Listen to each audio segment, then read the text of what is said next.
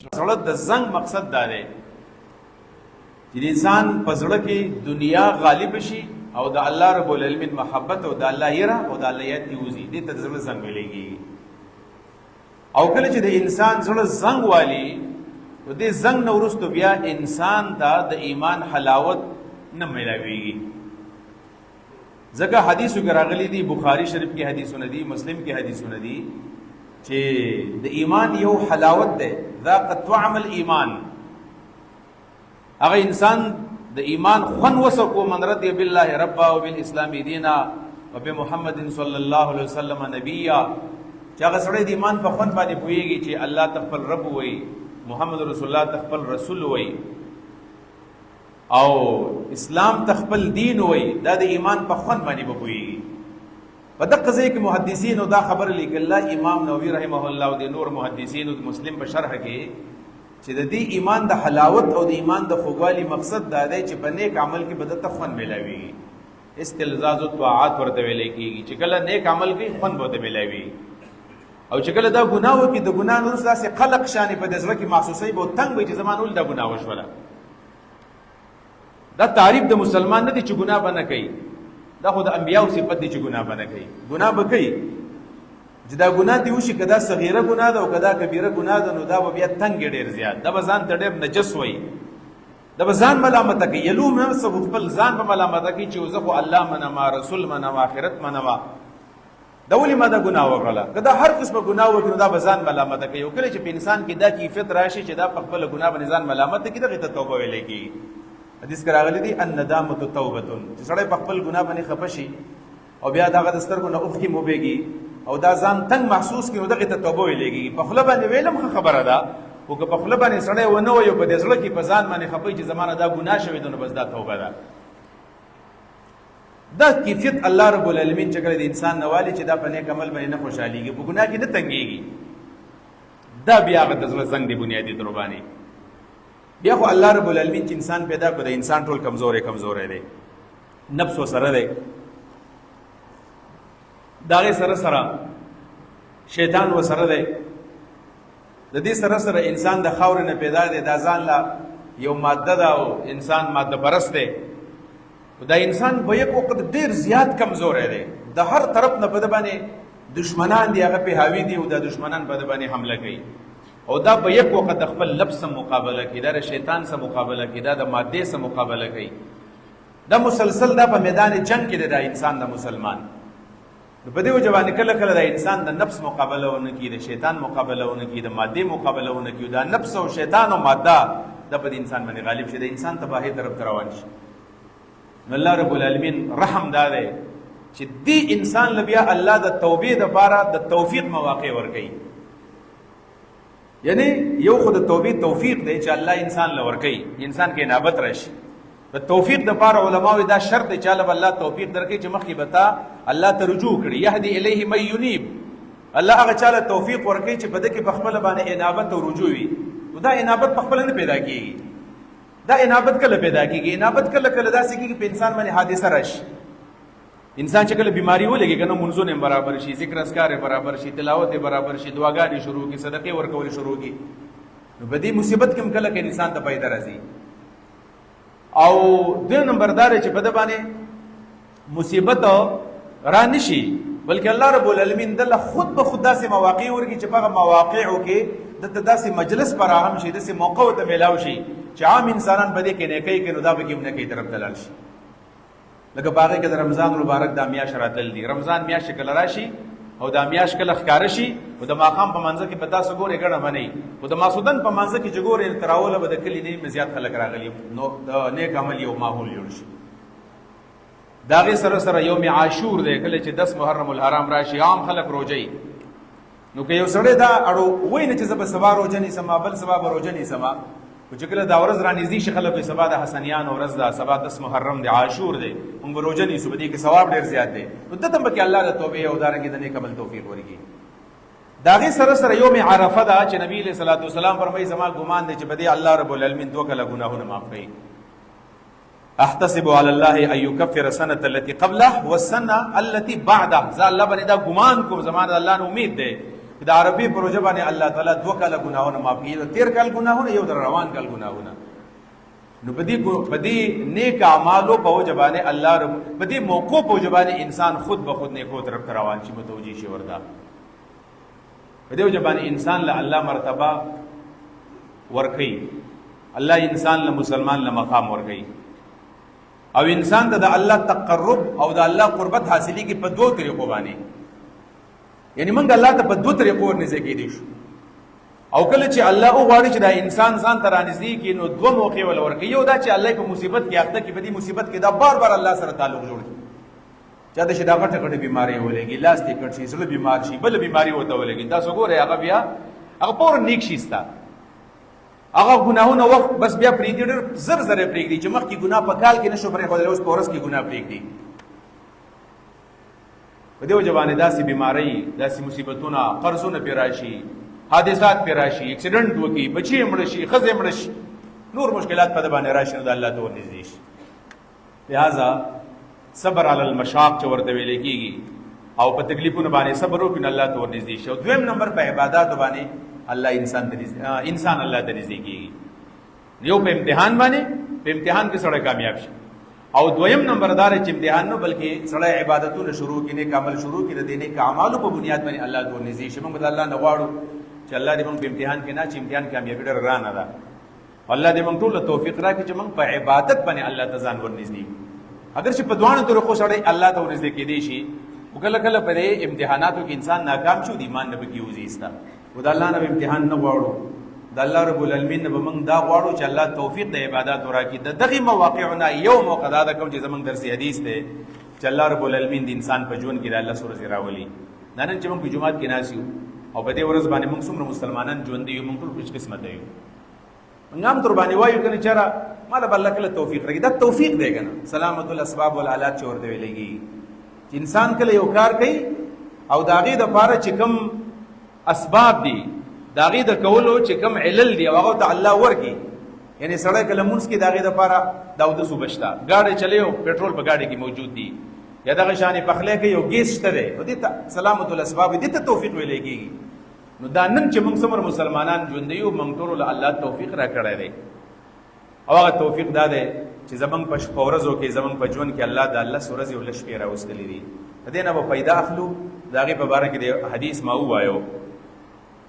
یو خو په قرآن کریم کې په سورة الفجر کې، سورة الفجر په قرآن کریم کې په آخره سپاره کې یو سورت دی چې په هغې کې الله رب العالمین یو څو قسمونه کړي. والفجر، الله وایي زه په سبا باندې قسم کومه، وليال 10 په 10 شپو باندې زه قسم کومه.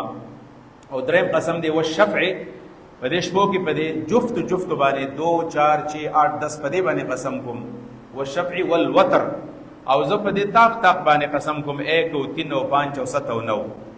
هو الليل اذا يسر، او په شپه باندې زه قسم کوم چې دا شپه په تېرېدو شي او دا شپه اخرې ته ورسېږي. 5 قسمونه الله رب العالمین په دې صورت کې کړي دي. او بیا الله تعالی فرمایي انه لقسم، دا داسې قسم دی چې دا ګوره قسم لذي حجر، د عقل والا خلکو دپاره دی. یعنی دا 5 قسمونه چې الله وکړل دی د عقلمندو دپاره وکړل. عقلمندو دپاره څنګه وکړل؟ قرآن کریم کې چې الله څومره قسمونه کړي دي، د دې قسمونو په باره کې محدثین او مفسرینو دا لیکلي دي چې الله رب العالمین په مخلوق باندې قسم کولی شي، او موږ ته وایي چې شرک دی که چا په مخلوق باندې قسم وکړو، موږ به نه کوو. موږ د بعضې مسلمانانو زما دې په الا الله باندې قسم وي، داسې ډېر مشهوره ده. په الا الله باندې قسم خو شرک دی. په الا الله باندې قسم معنا په غیر الله دې زما قسم وي.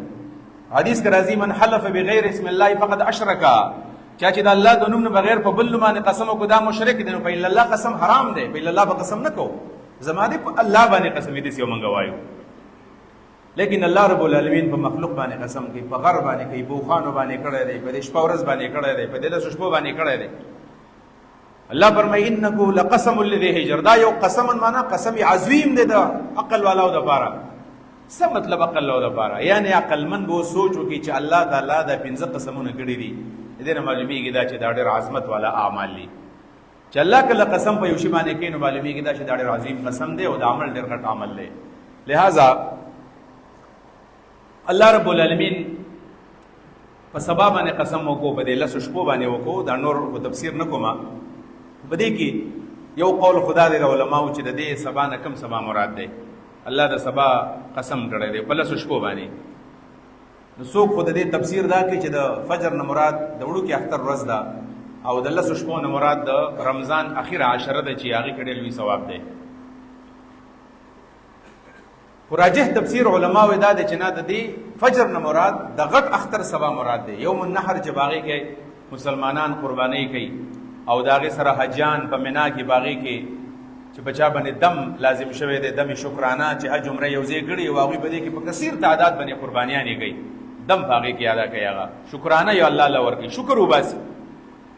او موږ مسلمانان د ابراهیم علیه السلام هغه تاریخ را ژوندی کوو، قرباني کوو او اراقة الدم وینه تو یو د الله رب العالمین دپاره. د دې نه دا ورځ مراد ده چې په دې ورځ کې نیکي ډېره زیاته غالب وي. غټ اختر په ورځ باندې نیکي غالب وي، ځکه چې د مال قرباني ورکول دا ډېر ګران کار دی او په یو لوی پیمانه باندې په ټوله دنیا کې خلک مالي قربانیانې کوي. په فجر باندې الله تعالی قسم وکړو د ساري د غټ اختر سبا ته مراد دی. ولیال عشر نه مراد دا لس شپې دي چې نن بیګا د هغې نه شپه تېره شوله او نن ماښام د هغې دویمه شپه ده او سبا بې درېیمه او په ورځو کې نن اوله ده او سبا بې دویمې، حتی چې په 10 یم النحر باندې به دا ختمې شي. دا لس ورځې او لس شپې دي.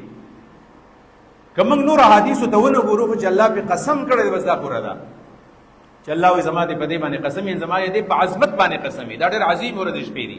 ولې دا ورځې شپې دا په دې ټول کال کې چې زموږ په زړه باندې کم زنګ لګېدلی دی، زموږ نه په حقوق الله کې څومره کوتاهي شوې ده، زمونږ نه په حقوق العباد کې څومره کوتاهي شوې ده، زمونږ په منځونو کې کوتاهي راغلې ده، زمونږ د خولې نه کنځلې ختلې دي، زمونږ د خولو نه غیبتونه شوي دي، موږ بهتانونه تړلي دي، موږ قسمه قسم ګناهونه کړي دي. دا لس شپې الله رب العالمین د دې دپاره رالیږلي دي چې هغه د ټول کال د دې 360 شپې ورځې دي، په دې کې د 350 ورځو شپو دا ګناهونه الله تعالی په دې باندې ووینځي. دې دپاره الله تعالی دا شپې رالیږلي دي. ولیال عشر د دې لسو شپو په باره کې حدیث دی، ما چې کوم ستاسو مخکې ووایو بخاری شریف کې دا حدیث دی. عبدالله ابن عباس رضی الله تعالی عنهما چې د نبی علیه الصلاۃ والسلام د تره زوی دی، هغه وایي ما من ایام العمل الصالح فيها احب الى الله من هذه الايام.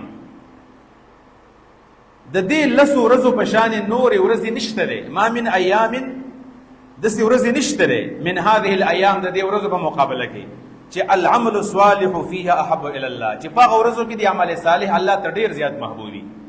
د دې جملې مقصد دا دی چې دا په کال کې 360 ورځې دي او په دې 360 ورځو کې د عظمت او د احترام 4 میاشتې دي. رجب دی، محرم دی، ذوالقعده ده، ذوالحجه ده، او د هغې سره سره د نزول قرآن میاشت هغه کې د رمضان میاشت هم ده. 4 میاشتو له احترام قرآن ورکړی دی او د رمضان میاشت احترام د قرآن د وجه نه میلاو شوی دی. 15 میاشتې دي په دې کې چې دا د عظمت او د احترام میاشتې دي او په هره میاشت کې یو کم 13 او 13 ورځې شپې دي پکې.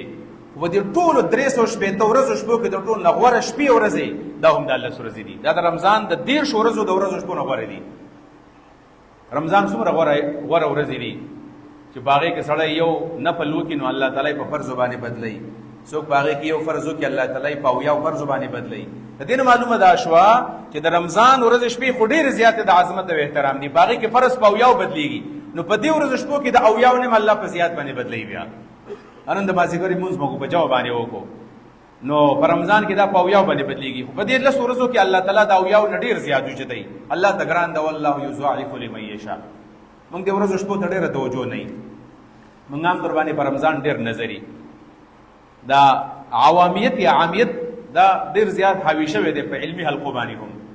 د ګام در باندې په دې قرآن کریم کې که سړی سوچ کوي د ټول نه غوره صورت په دې کې صورت اخلاص دی.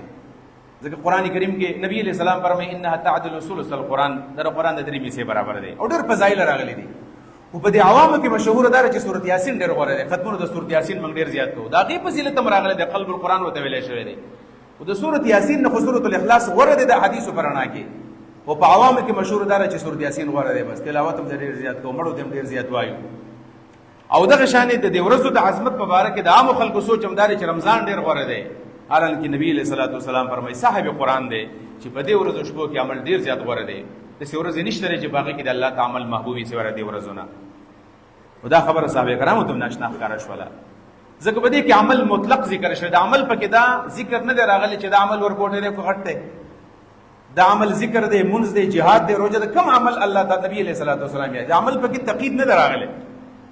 د عمل ذکر پکې نه دی شوی چې کوم عمل به الله ته ډېر ګراني.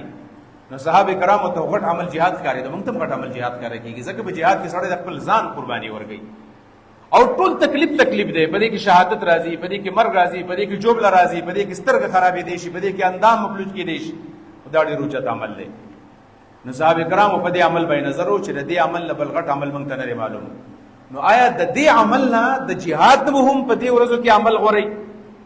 ځکه عمل خو مازیګر مونځ ته وایي، ماښام مونځ ته وایي، ذکر ته وایي، سبحان الله ته وایي، ای د تکبیرات تشریق ته وایي. نو آیا د دې ورځو مونځ، د دې ورځو روژه، د دې ورځو حج، د دې ورځو جهاد، د دې ذکر، آیا دا به د جهاد نه غټ عملي؟ الله ته به د جهاد نه ګراني. نو صحابه کرامو ته پوښتنه وکړه، قالوا یا رسول الله ولل جهاد فی سبیل الله. دا الله رسوله، یعنی په دې ورځو کې عمل د جهاد فی سبیل الله نه هم اوچت عمل دی، د جهاد نه اوچت عمل دی په دې ورځو کې دا عبادت کول. رسول الله وتعالى چې ولل جهاد فی سبیل، جهاد هم نه برابرېږي. سوچ وکړئ دا څومره غوره عمل او ورځې دي، دا غوره شپې دي چې نبی علیه الصلاۃ والسلام نه باقاعده تپوس شوی دی چې جهاد هم نه برابرېږي په ورځو کې. د دې سره نبی علیه السلام ولل جهاد فی سبیل الله، جهاد هم نه برابرېږي. په ورځو کې جهاد کول، په دې ورځو کې مونځ کول، په ورځو کې جهاد کول، په دې ورځو کې روزه نیول، په ورځو کې جهاد کول، په دې ورځو کې ذکر کول، په ورځو کې جهاد کول، په دې ورځو کې صدقه ورکول، په ورځو کې جهاد کول، په دې ورځو کې درس کول. په دې وجه باندې مدارس هم بعضې هوښیاران استادان کوي داسې چې د اختر ته چوټیانې بیخي ناوخته دی، اختر ته نږدې ورکړي، ځکه درس پکې غوره عمل دی که نه. درس او تدریس نه بل غوره عمل به کم وي. بعضې مدرسو والا بالکل ذوالحجې په اول کې چوټي ورکړي، نو دا عبادت موقع او د الله ډوبر نه کړي. دې نه غوره ورځې نشته دی. په دې کې درس او تدریس کول او تعلیم او تربیت کول دا ډېر غوره عمل دی. نو دا رسول الله ویل صلی الله علیه وسلم. بیا نبی علیہ الصلوۃ والسلام د یو مجاهد استثناء کړی دا، بیا د یو مجاهد استثناء نبی کریم صلی الله علیه وسلم کړی دا چې یو مجاهد داسې دی چې هغه په عام ورځو کې عبادت وکړي، د دې ورځو عمل والا دغه څه نه برابرېږي. هغه د هغه مجاهد د خصوصي مجاهد ثواب اوچت دی. هغه مجاهد دی الا رجل خرج بنفسه وماله ثم لم يرجع من ذلك بشيء. البته یو مجاهد هغه دی چې هغه جهاد لذي او ټول کشتۍ وسیزي، چې کله د کور نزي د ښځې نه او د بچو نه اجازه والي چې زموږ ملاقات په جنت کې کېږي، واپس نه راځم، او دا هر څه دې پاتې شي، دا ټوله دنیا پرېږدي، او دا څومره پیسې چې د ګټلې دي، څومره مال دولت، دا د چا په وس کې نه ده. دا به چېرته الله تعالی په لکونو کې بعضې خلکو ته توفیق ورکړي، بلکې په کروڑاو کې به الله چا ته توفیق ورکوي چې هغه د ځان سره خپل مال، څومره مال یې ګټلی دی، هغه هم راوالي په جهاد کې واچوي. خپل ځمکه، خپل پراپرټیانې، خپل ګاډي، خپل بارګینونه ټول دا جهاد کې ورکړي، او د هغې سره سره خپل ځان، دا مال او جان ځان سره والي، او چې جهاد لذي وي زمانه هر څه پاتې کېږي، لهذا الله په لار کې قربانومه او دا د ځان نه مخکې لګمه. او کله چې دا د جهاد له لاړ شي، مال په جهاد کې ولګي او د باندې پولې ولګي او شهادت ورته میلاو شي، او واپس نه مال کور ته راشي، میراث را نه شي، بلکې هغه وقف کړی دی جهاد ته، او د هغې سره سره دا شهید دی په هغه ځای کې. داسې مجاهد سره د هېڅ عمل نه برابرېږي. عقل هم دا تقاضا کوي داسې مجاهد سره به د چا عمل برابر شي. دې حدیث نه معلومیږي چې په ټول کال کې په 360 ورځو کې د ټول غوره شپې او غوره ورځې دا د دې 10 ورځو 10 شپو دي. دا اعمال په دې کې کم کم اعمال دي چې هغه به کې موږ وکړو. د دې اعمالو په باره کې علماو لیکلي دي، محدثینو، چې په دې ورځو کې حج کول، عمره کول، حج او عمره. حج خو شروع کېږي هم په دغې 9 تاریخ باندې د عرفې په ورځ باندې، او بیا د هغې نه پس چې کوم ایام تشریق ورته ویلې کېږي، سره د یوم النحر نه دا 15 ورځې د حج دپاره مقرر دي. نو په دې 15 ورځو کې دا 2 ورځې دا په حج کې راځي، او حدیث کې راځي الحج عرفه، حج د عرفې نوم دی، او د عرفې دا ورځ دا په 10 ورځو کې په 10 شپو کې راځي. په دې وجه باندې په دې ورځو کې د ټول لوی عمل هغه حج دی چې الله تعالی توفیق ورکړي. الله چې چا کړي دي بار بار دی بوزي، او چې چا نه دي کړل دی موږ د حجونو توفیق راکړي. نبی کریم صلی الله علیه وسلم فرمایي چې الحج المبرور ليس له جزاء الا الجنه. د قبول شوی حج بدله صرف او صرف جنت ته، چې سړی حج وکړي او دا الله قبول کړي د انسان جنتی دی. نو حج په دې کې ډېر اوچت عمل دی، او د هغې سره سره عمره کول، عمره په دې کې اوچت عمل دی. البته په دې کې مسله بیا دا ده چې د عمرې او په دې کې آفاقي خلک کوم چې د بار نه ځي، په دې 10 ورځو شپو کې به عمرې کوي، خو کوم چې هغه ځای کې خلک اوسېږي حرم ته نږدې، هغوی په دې ورځو کې عمرې به نه کوي، دا دې پرېږدي، هغوی د حج افراد وکړي، صرف یو حج به کوي، هغوی عمرې دې اوسه نه ملګري کړي. دا د عامو خلکو د حرم خالي کړي، د دې لپاره چې هغوی په صفا مروه کې سعی وکړي، هغوی طوافونه ډېر وکړي، نو په دې ورځو شپو کې بیا عمره دا ډېر لوی عمل دی. په یو حدیث کې راغلی دی چې عمره فی رمضان تعدل الحج، چې د رمضان روزه د حج برابر عمل دی. دې حدیث دوه مقصد دي. یو مقصد خدا دی چې حج څومره ګران کار دی، په رمضان کې روزه د قشنه ګرانه ده. ځکه رمضان کې عمره کول خو ډېر ګران کار دی، سړی وږی تږی ګران کار دی، ګڼه ګوڼه ده. خو دویم مقصد او صحیح مقصد امدا دی چې عمره فی رمضان تعدل الحج، دا معنا ده چې په رمضان کې سړی عمره وکړي نو دته ثواب دومره ملاويږي څومره چې انسان حج کړی.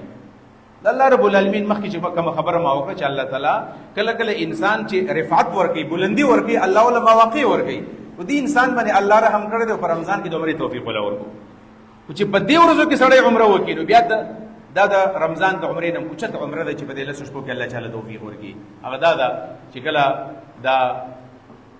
د اشهر الحج ورته ویل کېږي. الحج اشهر معلومات فمن فرض فيهن الحج فلا رفث ولا فسوق ولا جدال في الحج. د حج د پاره معلومي میاشت لري، کومې میاشت لري؟ د شوال میاشت ده، د ذوالقعدې میاشت ده، او د الله سوزي د ذوالحجې د اویا ورځې د حج د پاره دي.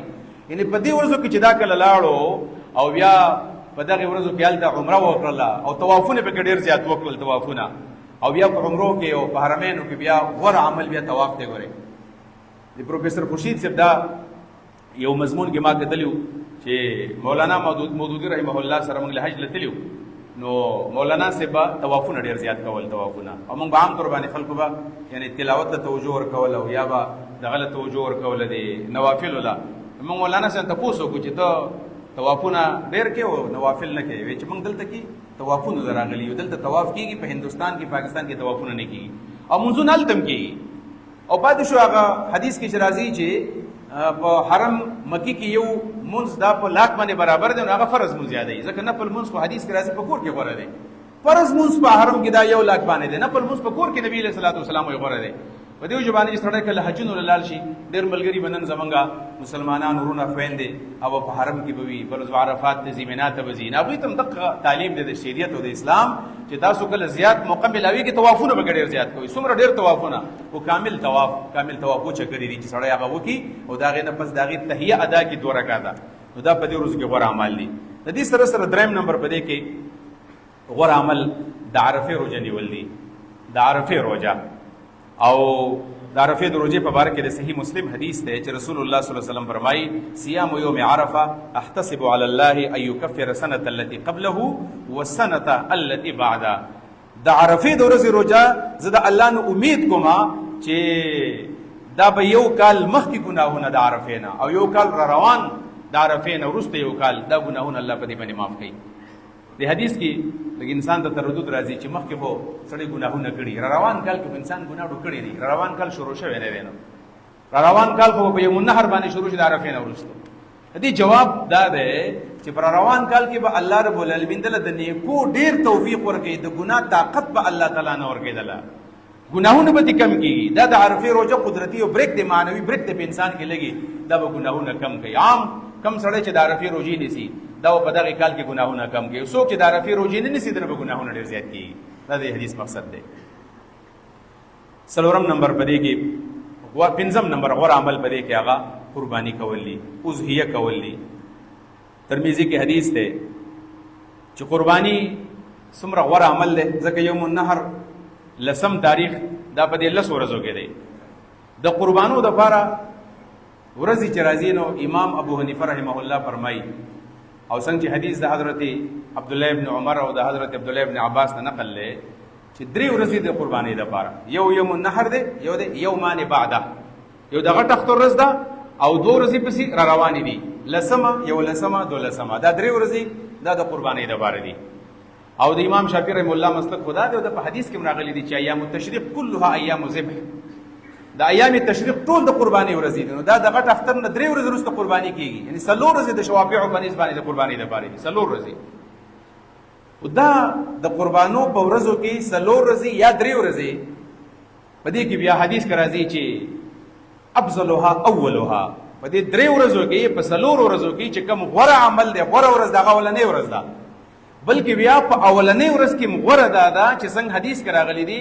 د علامه مرغنانی سے په دې هدايه کې دا حدیث نقل کړم، د استدلال هم دې کړی دی. او پرون غالبا په درس کې موږ به هدايه شوفه کې دا حدیث ویلې مو چې باغه کې دا مسله ده چې نبی صلی الله علیه وسلم فرمایي چې ان اول النسکنا چې د ټول اولنې عبادت زمونږ سره الصلات منځ ده او ثم الاضحيه بیا فورن پس قرباني کولی. په دې وجه باندې د قرباني کولو صحیح طریقه دا ده چې ثواب پکې ډیر زیاتی چې کله څنګه د اختر منځ وشي او د اختر منځ پس فورن پس قرباني وشي. موږ په دې علاقو کې یو رواج دا دی چې د اختر نه پس منګه بلنې وته څوک وي یو دعوتونه وته وي ورجې خلک پخوي خوراکونه پخوي. په دې کې کم از کم 2-3 غنټې دا غیر ضروري تاخير دی. پکار دی چې دا طریقه بدل شي بلکې د اختر پر ورځ خاص کر د غټ اختر پر ورځ باندې روټي چې دا د قربانونو وروسته سړی کوي. ځکه چې په دې کې مبادره پکار ده. د رسول الله صلی الله علیه وسلم طریقه دا و چې په عیدګاه کې به قرباني الله ولا قرباني به نبی علیہ السلام په عیدګاه کې کوله. په دې وجه باندې د غټ اختر تصور داده چې سړی سار منزل راځي ودا ساروي د ځان سره وستي یو طرف ته را ساروي ولاړ اوازونه کوي بل طرف ته خلک منځ کوي او چې دا څنګه عبادت ختم شي منځ ختم شي نو فورن سړی لال شو په خپل سارو باندې راکی دی واغه لال کی. نبی علیہ الصلوۃ والسلام د ټول اول قرباني کوله په خپل لاس ویلا ولا او په عیدګاه کې په نبی علیہ الصلوۃ والسلام قرباني کوله. دا غوړ عمل د نبی علیہ الصلوۃ والسلام دی. په دې وجه باندې څومره بدی کې تاخير راځي اگر چې د شپې قرباني کیږي او چې شپې ته واړه ولا نو د یوم النهر نه لاړه ځکه یوم النهر خو ختم شو ما خام چې کله نور پرې وته بیا خوشبه شروع شولا او د شپې قرباني جایز د خو فضیلت ناستانه لاړو چې کم فضیلت داته د یوم النهر پر ورځ باندې ملاوي دو ځکه دا غوړه عبادت ده. نو چې پاورونه ورځ قرباني وکړو نو الله به د داویا او په زیات باندې قبول کړي. چې په سباله باندې کینو ثواب کې یقینا ده یوم النهر فضیلت نبی لاړو. دا د قرباني او اضحیه دا د ایام النحر د ایام العشر د ټول غوړه عمل دی. نبی صلی الله علیه وسلم فرمایي او ما عمل آدمی من عمل یوم النحر احب الى الله من احراق الدم. دا غټ اختر په ورځ باندې د ټول غوړه عمل دا احراق الدم دی. غوړه عمل احراق الدم دی. وینه تویول. په دې ورځو کې تاسو خیال دا کوم چې لیبرل خلک دی یا عقل پرست خلک یا خاص کر ملحدین دین نه یا به خبري او یا د دین مخالفي په دې ورځو کې بیا په دې سوشل میډیا باندې دا خبره ډېر زیاتې مشهوري کی جرا په یو کور کې قرباني وشول خدا پورا ده کنه او په کلی کې عام در باندې یو ساروی حلال شي په دونی کې ټول علاقې ته خلک وي نو زه په قربانو کې 2 ساروی حلال شو دا هر کور کې دا تاسو ساروی حلال وي دا پیسې غریبان ول نه ورکوي تاسو او یا دا وي دا پیسې غزیل ورنه لګي دا پیسې فلسطین ول نه ورکوي دا پیسې کشمیریان ول نه ورکوي. دا غي جوابدار چې دین په مسلو کې موږ د دې خلکو ته پوښتنه کوو چې دا عملو کو کداونه دا د پیغمبر نه کوو او رسول الله صلی الله علیه وسلم فرمایي چې په دې ورځو کې ټول غوړ عمل له احراق الدم ویني تو یولي ویني تو یول ویني تو یول په کې غوړ عمل له او بیا چنده ور کول او